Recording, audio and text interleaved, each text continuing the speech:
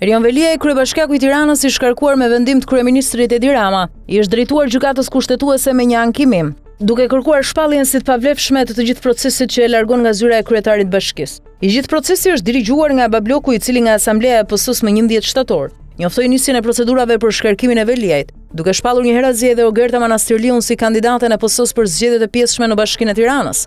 Procesi për largimin e Veliajt u përmbyll më 25 shtator, datë kur Këshilli i Ministrave vendosi shkarkimin, pasi më parë Këshilli Bashkiak me votat e PS-së, PD-s dhe disa aleatëve të opozitës propozoi shkarkimin e kryebashkiakut që fitoi mandatin e 3 radhazi në zgjedhjet e 2023-shit. Rama ka vijuar procedura duke njoftuar KQZ-n për vakancën, por duke i përcjellë edhe presidentit Republikës kërkesën për të shpallur datën e zgjedhjeve për Bashkinë Tiranë.